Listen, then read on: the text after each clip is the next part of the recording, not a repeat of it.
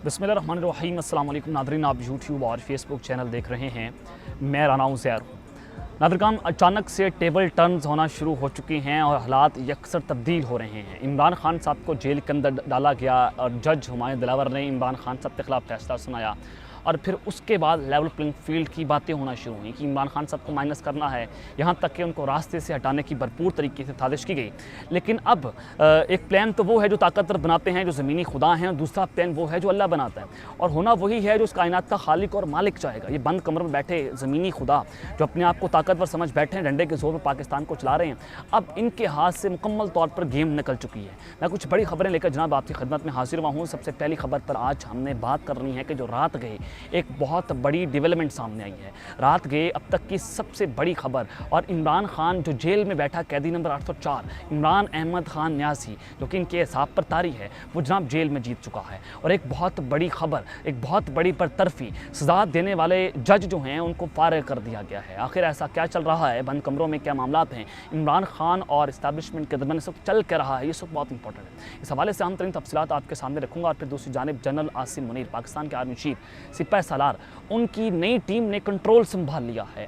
15 सितंबर के बाद क्या कुछ होने जा रहा है, हालात किस जानिब जाएंगे और नई टीम जो है कौन कौन सी लोग हैं जो हैं वो उनको मैदान में उतारने का फैसला हुआ है, वो तमाम तर डिटेल्स हक़ाइक़ और सबूत आपके सामने रखूँगा। लेकिन अगर आपने चैनल को सब्सक्राइब नहीं किया, चैनल को सब्सक्राइब कर लें, बेल आइकन को दबा दें, आने वाली तमाम तर अपडेट्स आपकी खिदमत में बर वक्त पेश होती रहें। नादरकान, रजीम चेंज ऑपरेशन हुआ और उसके बाद हालात आपने देखे कि पाकिस्तान जो है वो डिफ़ॉल्ट के किनारे पर पहुंच गया। वो पाकिस्तान जो 5% तरक्की कर रहा था, जिसका जीडीपी ग्रोथ 5% था, वो पाकिस्तान जो अमेरिका को एब्सोल्युटली नॉट कह रहा था, वो पाकिस्तान, वो इमरान खान, वो पाकिस्तान का वज़ीर आज़म जो पाकिस्तान को इंडिपेंडेंट करना चाह रहा था। और आपने देखा कि अमेरिका से धमकी आती है, एक साइफर लहराया जाता है और फिर रजीम चेंज ऑपरेशन हुआ। वही पाकिस्तान जो है वो डिफ़ॉल्ट हो चुका है। और इसहाक डार को जिस तरह से ये इस्टेब्लिशमेंट एक पूरे प्रोटोकॉल के साथ लाई, पाकिस्तान की एयरफोर्स की तैयारी में उसको लंदन से पाकिस्तान लाया गया, वो अदालतों से मफूर मुजरिम इश्तिहारी उस पर साबित हुई, उसने वादा माफ गवाह बना। वो उसने कहा कि नवाज शरीफ साहब ने ये सारा कुछ मनी लॉन्ड्रिंग की, ये पैसा चोरी किया। वो पैनामा के अंदर उसने बड़ा पंडोरा बॉक्स खुला था। लेकिन फिर भी ये पाकिस्तान में निज़ाम का नंगा नाच आपने देखा कि इसहाक डार जो हैं वो उनको पाकिस्तान के इस्टेब्लिशमेंट को एयरफोर्स की तैयारी में पाकिस्तान लाया जाता है, फिर उसको सेनेटर बनवाया जाता है, फिर उसको वज़ीर ख़जाना लगाया जाता है। तो ये पाकिस्तान के अंदर होता हुआ आप देख रहे हैं। और फिर जनाब अब इसहाक डार के एक फैसले के बायस महंगी होने के चीनी जो है महंगी होने के तमाम रिकॉर्ड टूट गए हैं। शुगर मिलों को चीनी की एक्सपोर्ट की इजाज़त दिए जाने और बाद जो है आवाम को चीनी की खरीदारी के लिए अरबों रुपए इजाफी अदा करने होंगे। इसहाक डार ने जो कुछ किया, IMF ने उनके साथ डील करने से इनकार कर दिया। IMF जो है वो जब इसहाक डार की और IMF की डीलें चल रही थी, जब मामला चल रहे थे, तो उस वक्त भी IMF ने पाकिस्तान के सबसे मकबूल तरीन लीडर इमरान खान के पास के सामान पार किए, तब जाकर जो है वो IMF ने पाकिस्तान के साथ मुआहदा किया। तो उनको नजर आ रहा था वो प्राइम मिनिस्टर इन वेटिंग है, इमरान खान साहब अगली हुकूमत में आएंगे, तो सबको नजर आ रहा था, आलमी दुनिया को नजर आ चुका है कि अब ये गेम ताकतवरों के हाथ में नहीं रही। अब ये ताकतवर जो है उनके हाथ से ताकत निकल चुकी है और एक सियासतदान इस मुल्क के फैसला करेगा, और वो सियासतदान जो अपने मुल्क के लिए जेल के अंदर बैठा हुआ है। तो जनाब ये हालात जो हैं वो तब्दील हुए और फिर आपने देखा कि इमरान खान पर सख्तियाँ मजीद आई। IMF वक्त इमरान खान के पास जाता है, उनको जेल के अंदर डाल दिया जाता है। खान साहब को बार बार कहा गया कि आप मुल्क छोड़कर चले जाएँ, आपके साथ हम हर तरह का जो है वो मुआहदा करने के लिए तैयार हैं, आपको फिर वापस भी लाएंगे, आपको दोबारा इक़्तिदार के अंदर भी लेकर आएंगे। लेकिन जनाब ये सारा कुछ आपने होता हुआ देखा कि इमरान खान साहब ने इस मुल्क को छोड़ने से इनकार कर दिया। तो जनाब दूसरी जानिब जो है वो फैसला तो हो चुका है नवाज शरीफ की, और आज शहबाज शरीफ साहब की अहम तरीन मुलाकात हुई है और फिर उन्होंने दोनों ने मिलकर एक मीडिया से गुफ्तगू की है। और आपको पता कि शहबाज शरीफ साहब जो हैं उन्होंने ये फैसला किया कि वो लंदन जाएंगे, और फिर वो लंदन गए और फिर वहाँ पर नवाज शरीफ वतन वापसी के लिए पूरा रोड मैप जो है उसको तैयार किया जा रहा है। तो जनाब इस सब के अंदर आज जो फैसला हुआ है कि नवाज शरीफ अक्टूबर में पाकिस्तान आकर इंतखाबी मुहिम की क़यादत करेंगे।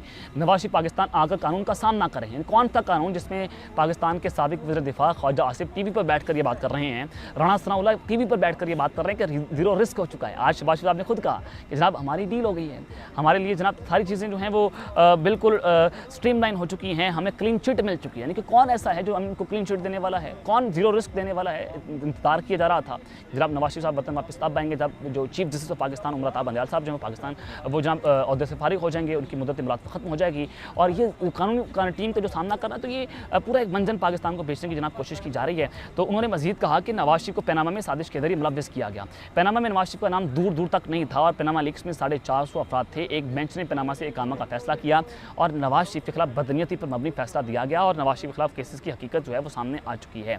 और उन्होंने मजीद कहा कि हमने आइन के मुताबिक असम्बलियाँ तोड़ दी, अब इलेक्शन कमीशन की जिम्मेदारी है कि आम इंतखाबात हों। मुशावरे से तय पाया कि नवाज शरीफ अक्टूबर में वतन वापस आएंगे और दुआ है कि अल्लाह ताला बाज़ अफराद को हिदायत दे। अडाला जेल में नवाज शरीफ और उनकी बेटी को ज़मीन पर सुलाया गया, यानी कि आपने देखा कि उनकी बेटी और नवाज शरीफ साहब को एक पूरी लग्जरियस लाइफ जेल के अंदर दी गई थी। उनको बेड दिया गया, उनको AC दिया गया, उनके कमरे में TV लगाया गया, हर तरह से उनको प्रोटोकॉल दिया गया, एक पूरे प्रोटोकॉल के साथ उनको मुल्क से बाहर भेजा गया।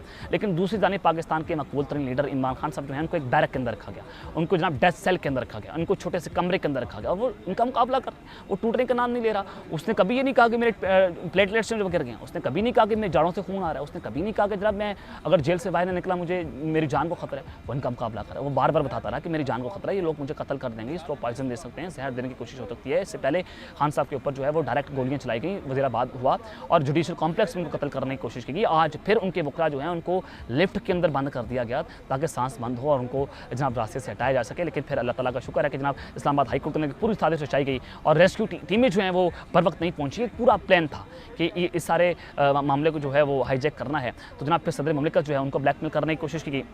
तो इस सब के अंदर जनाब आज क्या खबर आई है, जनरल आसिम मुनीर की जो नई टीम है वो मैदान में उतरने जा रही है और फिर अब हालात मुकम्मल तौर पर तब्दील होने जा रहे हैं। आज जियो न्यूज़ जो है वो उसके ऊपर एक प्रोग्राम कर रहा था कि जनाब नई इस्टेब्लिशमेंट जा रही है और नए बंदे जो हैं वो आ रहे हैं। अब पुरानी इस्टेब्लिशमेंट और नई इस्टेब्लिशमेंट जो है वो आने को तैयार है। पुरानी इस्टेब्लिशमेंट कौन कौन से लोग हैं, यानी कि जुडिशरी के अंदर chief justice of Pakistan Umar Ata Bandial साहब जो हैं उन्होंने जो है बड़े फैसले करने जा रहे हैं। एक तो नैब तरमीम के खिलाफ एक बहुत बड़ा फैसला होगा, एक बहुत बड़ा खड़ाक होगा सुप्रीम कोर्ट से। दूसरा खड़ाक जो है वो chief justice of Pakistan Umar Ata Bandial फौजी अदालतों में सिविलियंस के ट्रायल के खिलाफ जो है वो एक बहुत बड़ा फैसला सुनाएंगे। और तीसरा खड़ाक जो इमरान खान साहब के खिलाफ केसेस चल रहे हैं उसके अंदर दायर अगर फ्री एंड फेयर केसेस भी चलाए जाएँ तो खान साहब जो हैं उनके ऊपर बिल्कुल जाली मुकदमे बनाए गए हैं जिनका हकीकत से कोई ताल्लुक नहीं है। तो वो जाते जाते तारीख में नाम तो रकम करेंगे। ताकतवर ने पूरी कोशिश की कि जनाब इनको हाईजैक करें किसी न किसी तरीके से। उमर अता बंदयाल साहब जो है उनको जो है वो हम उनको अपने पूरे हाथ के अंदर लें और जिस तरह से आमिर फारूक जो है वो नंगा नाच रहे हैं, उनकी उंगलियों पर नाच रहे हैं, उमर अता बंदयाल साहब को जो है वो उस तरह से नचाने की कोशिश पूरी की गई, लेकिन वो नाच नहीं रहे, वो आइन कानून के मुताबिक चल रहे हैं। तो जनाब अब उस सब के अंदर 15 सितंबर को chief justice of Pakistan Umar Ata Bandial साहब जो है रिटायर्ड हो रहे हैं और नए जो चीफ जस्टिस हैं वो काजी फाइज ईसा साहब हैं, जिनका नून लीग बड़े शिद्दत से इंतजार कर रही है। जैसे हज़रत ईसा का इंतजार किया जा रहा है तो उस तरह से नून लीग वाले हज़रत काजी फाइज ईसा का इंतजार कर रहे हैं ताकि वो आएँ और नवाज शरीफ को जीरो रिस्क दिया जाए, उनको लेवल प्लेइंग फील्ड दी जाए, उनको जनाब उनकी सदा को ख़त्म कर दिया जाए। तो ये सारी चीज़ें जो आप होती हुई देख रहे हैं। तो जनाब एक चीज़ तो ये कि एक नई इस्टेब्लिशमेंट आएगी। काजी फाइज ईसा साहब जो हैं उन्होंने सिविलियंस के फौजी ट्रायल्स के हक के अंदर फैसला दिया उनका, जनाब ये तो होना चाहिए। यानी कि आप अंदाज़ा लगाएं, डॉट से डॉट कनेक्ट कर रहे हैं कि एक नया बंदा काजी फाइज ईसा, उसकी डोरें कहाँ से लाई जा रही हैं, उसकी डोरें जो हैं वो वहीं से लाई जा रही हैं जो इमरान खान साहब को माइनस करना चाहते हैं। यानी कि एक नई टीम के अंदर एक इजाफा होगा और पुरानी टीम जो है वो जा रही है। और फिर DGI वो भी सितंबर के अंदर रिटायर हो रहे हैं और ये एक परसेप्शन है कि DGISI जो हैं वो ज़्यादा ताकतवर हैं बामुकाबला army chief general Asim Munir के। वो उनकी ज़्यादा ग्रिप है इस्टेब्लिशमेंट के अंदर, उनकी ज़्यादा ग्रिप है फौज के अंदर, उनकी ज़्यादा कमांड है, यानी कि उनका एक पूरा ग्रुप है। और इनके जाने के बाद army chief general Asim Munir जो है वो मज़ीद मजबूत हो जाएंगे और उनके जाने के बाद जो है वो जो ग्रुपिंग थी उसको ख़त्म किया जा सकेगा। तो DGISI जो है वो जा रहे हैं। मेजर जनरल फैसल नसीर जो उनको तरक्की भी दी जा सकती है और 4-5 जर्नल जो हैं वो भी सितंबर के अंदर रिटायर्ड हो जाएंगे। और फिर चीफ ऑफ जनरल स्टाफ, ये बहुत इंपॉर्टेंट ओहदा होता है कि पूरे GHQ को, अगर आप देखेंगे पूरे GHQ को एक शख्स चलाता है वो है chief of general staff, army chief नहीं, चीफ ऑफ जनरल स्टाफ जो हैं वो पूरे GHQ को चलाता है, इंतहाई ताकतवर होते हैं जनाब। वो भी रिटायर्ड हो रहे हैं सितंबर के अंदर और वो जनरल आसिम मुनीर के इंतहाई करीबी साथी हैं। तो अब नई टीम आएगी तो नई इस्टेब्लिशमेंट आएगी तो नज़र आ रहा है कि अब जनरल आसिम मुनीर जो हैं पहले से ज़्यादा मजबूत हो जाएंगे, वो पहले से ज़्यादा जो है वो बोल्ड फैसले करेंगे। दायरा उनको दायरों के अंदर, दायरा उनको इस्टेब्लिशमेंट के अंदर जो है बड़ी तनकीद का सामना भी है, उनको जनाब बहुत सारी चीज़ें उनको देखना पड़ रही हैं क्योंकि रिपोर्ट्स भी आई, उनको बताया भी गया, बहुत सारी चीज़ें भी हुई कि जनाब इमरान खान साहब को आप माइनस ना करें। बहुत बार जो है रेजिस्टेंस का भी सामना करना पड़ा। जैसे सलमान फयाज गनी 9 मई हुआ, बहुत से ब्रिगेडियर्स के शहबाज साहब ने कहा कि अंदर बहुत सारे ब्रिगेडियर्स थे, बहुत सारे जनरल थे, बहुत सारे लेफ्टिनेंट जनरल थे जो कि वो अपने आर्मी चीफ के खिलाफ खड़े हुए, बगावत हुई,